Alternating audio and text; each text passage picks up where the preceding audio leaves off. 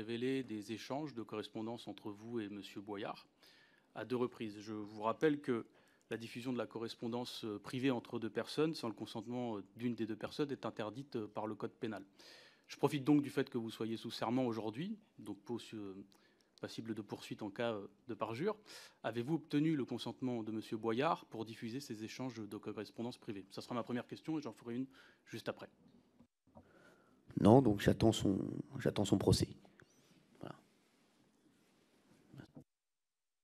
Merci, M. Hanouna. Je crois que ça rejoint la discussion qu'on a depuis quelque temps. Vous avez par exemple parlé de lutte contre le harcèlement à l'école dans vos émissions. Je crois que c'est difficile de faire des émissions sur la lutte contre le harcèlement à l'école lorsqu'on emploie des méthodes qui sont typiquement celles de harceleurs de l'école, telles que la correspondance de messages privés. J'en viens à la loi parce que c'est précisément ce qui nous intéresse. Vous avez déclaré en début d'intervention que vous n'étiez à la botte de personne. Les bottes des gens, je ne sais pas. Les mains, par contre, c'est moins clair, parce que vous avez déclaré lors de votre altercation avec Louis Boyard que vous ne crachez pas dans la main qui vous nourrissait, en parlant de Vincent Bolloré, c'est-à-dire votre actionnaire. Ce qui est justement dérangeant là-dedans, c'est que vous avez signé une convention avec l'ARCOM qui est censée garantir votre indépendance vis-à-vis de votre actionnaire, c'est-à-dire Vincent Bolloré. Ma question est donc la suivante. Les intérêts de M. Bolloré sont-ils supérieurs à votre obligation de respect de la loi? Ensuite, en termes de pluralité dans votre émission, il y a un sujet. Vous avez parlé des temps d'antenne des invités, de l'extrême droite, de la France insoumise, de certains invités qui ne souhaitaient pas se rendre. C'est possible. Mais il y a quand même un questionnement qui reste sur vos invités, notamment qui ne sont pas encartés politiquement.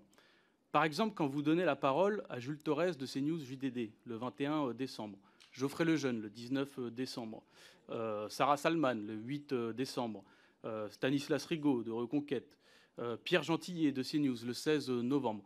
On a tout de même l'impression qu'il y a une forme de monogamie dans vos invités.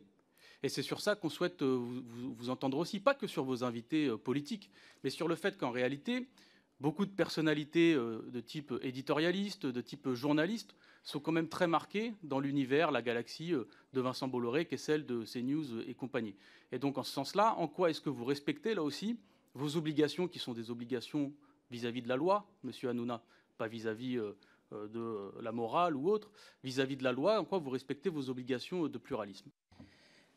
Alors déjà, quand j'ai répondu, quand j'ai lu les SMS et les correspondances avec le Boyard, sachez que je répondais à la députée qui remettait en cause mes échanges et mon amitié avec Louis Boyard. Donc c'est dans ce cadre-là que j'ai répondu à Madame la députée. Concernant les différentes questions, déjà, Monsieur David Guiraud, je voudrais vous remercier d'être venu aussi souvent dans mes émissions et de m'avoir fait l'honneur d'être sur mon plateau de nombreuses fois, parce que on a passé des très bons moments ensemble et des moments de débat incroyables. Donc merci à vous, vous êtes vraiment un excellent intervenant en télévision et les droits de but, monsieur Hanouna. On espère que vous reviendrez. On espère que vous reviendrez. Monsieur Guiraud, on s'en passera. Oui, on espère qu'il reviendra bientôt. Merci. Sur la main qui nous nourrissait. On va revenir encore donc sur cette altercation avec Louis Boyard, parce qu'on a fait les 3/4 de cette audition là-dessus. Donc on va continuer. Sachez, Monsieur Guiraud, que moi, quand je suis invité chez quelqu'un, eh bien, je viens pas cracher dans sa nourriture. Excusez-moi, je sais pas, moi j'ai des principes. Après, Louis Boyard n'a peut-être pas les mêmes que le mien, que les mêmes que moi. Sur l'indépendance, sachez que Vincent Bolloré ne m'a jamais demandé ni d'inviter quelqu'un, ni de parler d'un sujet. Et alors là, et je suis sous serment, donc je peux vous le dire, je ne mentirai pas, ni de traiter tel ou tel sujet. Il ne s'est jamais mêlé de mes émissions, jamais, vraiment. Vincent Bolloré me laisse une liberté totale à moi, et bien sûr aux personnes de la chaîne qui travaillent avec moi et mes équipes d'H2O sur l'émission. Donc vraiment, jamais il ne s'est immiscé dans mes émissions. Dans les sujets, sur les intérêts, oui, dites-moi, allez-y. Donc voilà, sur Vincent Bolloré et les intérêts supérieurs, j'ai pas compris la question. C'était peut-être un peu trop compliqué pour moi. Donc, je n'ai pas compris la question. Si vous pouviez... c'est quoi la question, monsieur Guiraud? Très rapidement, j'imagine que c'est sur le projet idéologique et politique de Vincent Bolloré. On a eu le débat hier. Allez-y rapidement. C'est pourtant simple et ce n'est pas si dur à comprendre. C'est sur vos obligations signées avec l'ARCOM en termes de pluralité et en termes d'indépendance. Apparemment, vous êtes plus intelligent que moi, monsieur Guiraud. Oui, c'est pour ça que vous êtes à votre place et moi à ma place. Non, je voulais vous dire, sur Vincent Bolloré, sachez que je vous l'ai dit, j'ai une totale liberté et sur le pluralisme, j'essaie d'inviter des gens de tous les horizons. Je vous ai invité de nombreuses fois, monsieur Guiraud, comme j'ai invité de nombreuses personnes de la France Insoumise. Ils ne veulent plus venir depuis l'affaire Boyard. Je ne vais pas aller les chercher chez eux et les faire venir de force sur mon plateau. Comment on fabrique Touche pas à mon poste, notamment fin 2021, c'est-à-dire à l'aube d'une année électorale? Comment on fabrique Touche pas à mon poste et qu'on en arrive à, entre septembre et décembre, selon le seul décompte rigoureux qui a été fait jusqu'à présent, à 53% du temps d'antenne politique à des candidats d'extrême droite? Comment on en arrive, quand on est un professionnel, à finalement inviter M. Bardella 6 fois en 6 mois, avec un joli petit surnom, parce que certainement un ami à vous, mais Air Jordan.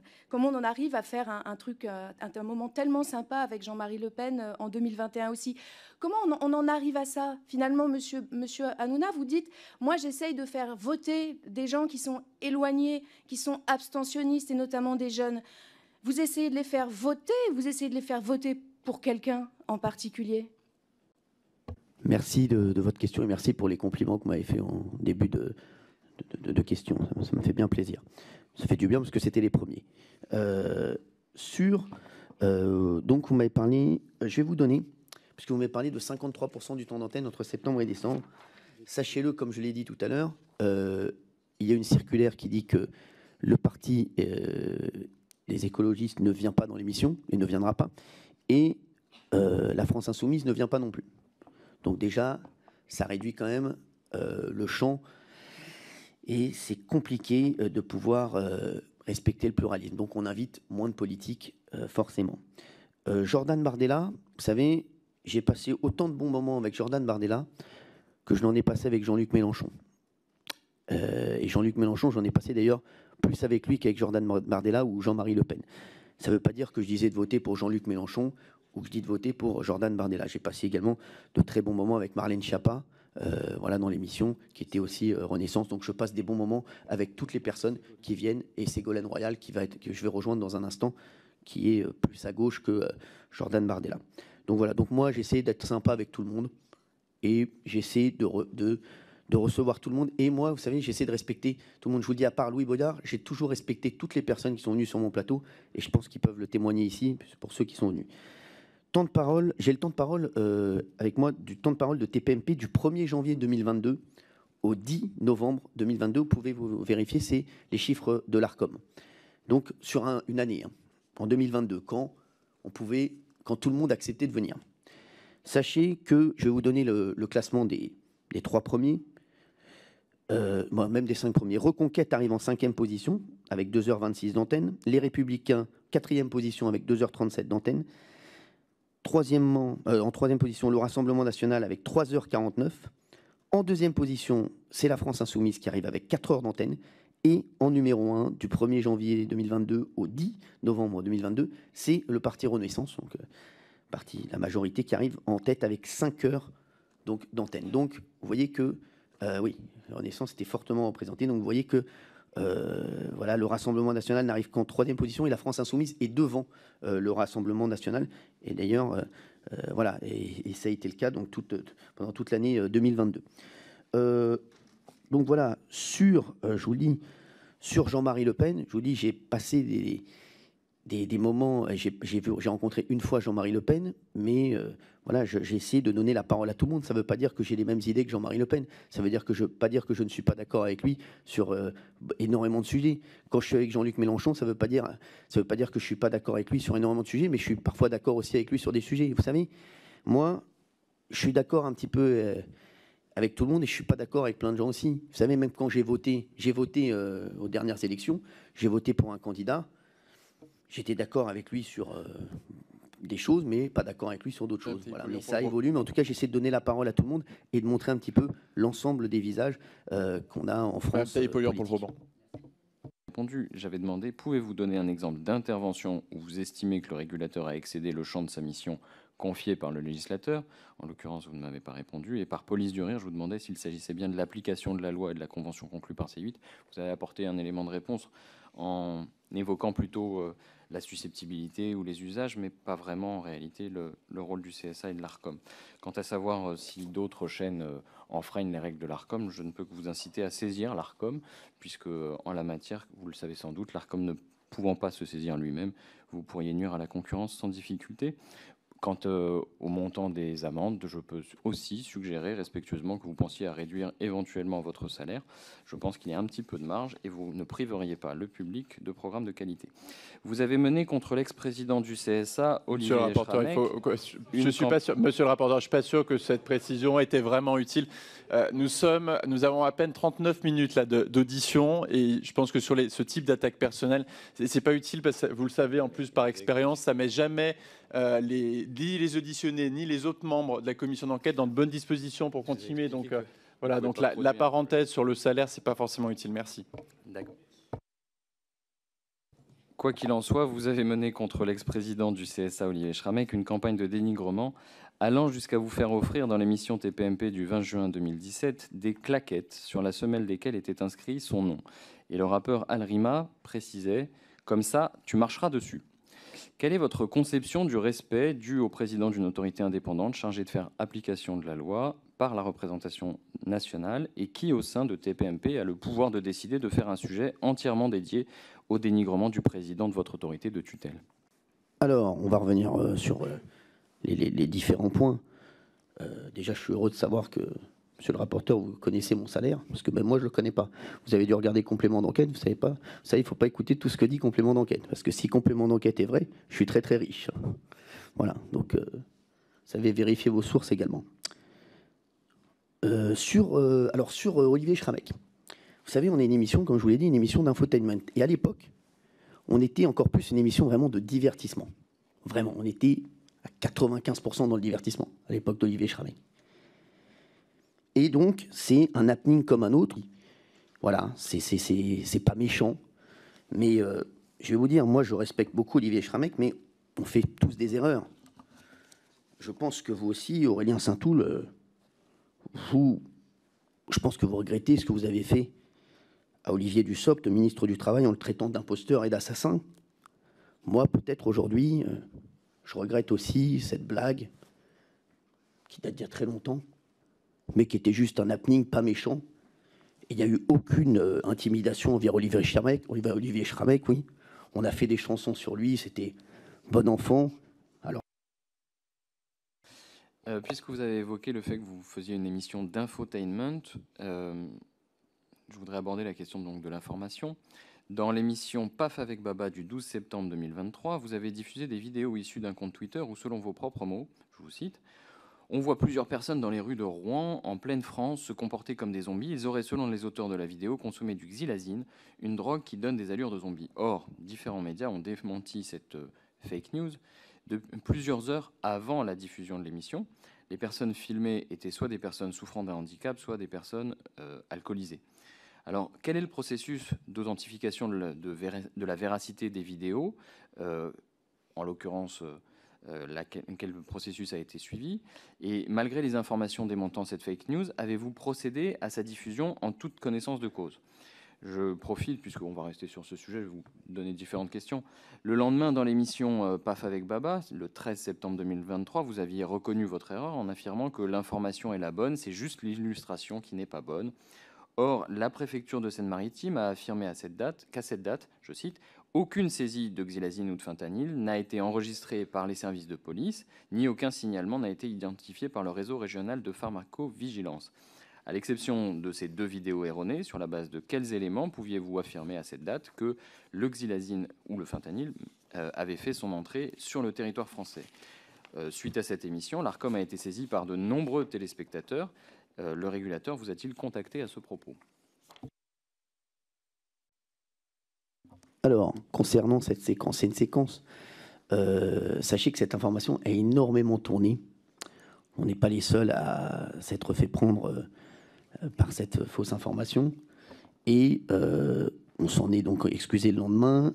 Et je vais revenir sur ce que j'ai dit le lendemain. Mais vous savez, moi, je préfère toujours mettre en garde les gens contre des drogues que de ne pas le faire. Donc bon, cette petite erreur, à la limite, je vous dis, je me suis excusé auprès des personnes qu'on avait mis pour illustrer le sujet. Et voilà, je préfère alerter que ne pas alerter. Puisqu'on parle d'argent, pourriez-vous me dire quel est le montant du contrat entre H2O et C8 ? Je communique malheureusement aucun chiffre en public, hein, forcément. Donc vous verrez avec mon directeur général Lionel Stan qui pourra vous communiquer tous les chiffres que vous voulez en dehors et même les chiffres de mon salaire, puisque je crois que ça vous intéresse. En effet, M. Nonage, donc je vous confirme, voilà. Il est d'usage que la Commission vous reconfirme ceci rapidement par écrit, de manière à ce que vous puissiez nous transmettre ces informations que nous transmettrons aux rapporteurs et aux députés membres de la Commission qui le souhaitent, évidemment. Avec grand plaisir. Nous prendrons contact avec le directeur général pour ces deux informations chiffrées. Il y a tout.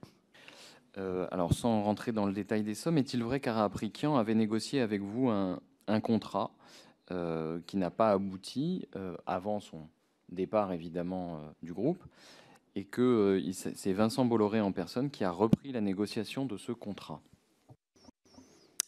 Alors, c'est pas du tout, c'est pas du tout ça avec Monsieur Aprikian, et je vais vous dire, ça n'est pas du tout Vincent Bolloré qui a géré mon contrat, puisque c'est un monsieur qui s'appelle Dominique Delport à l'époque. Voilà, Dominique Delport, c'est Dominique Delport qui avait géré mon contrat, et avec qui on avait mis les grands contours de ce nouveau contrat pour repartir sur 5 ans dans cette aventure. Donc il n'y a jamais eu de tentative de négocier avec M. Aprikian une renégociation du contrat? Ça n'a jamais existé? Alors franchement, je m'en souviens pas du tout, mais il est possible qu'on était en train de discuter avec Ara Aprikian, je ne me rappelle plus, mais... Alors quelques questions.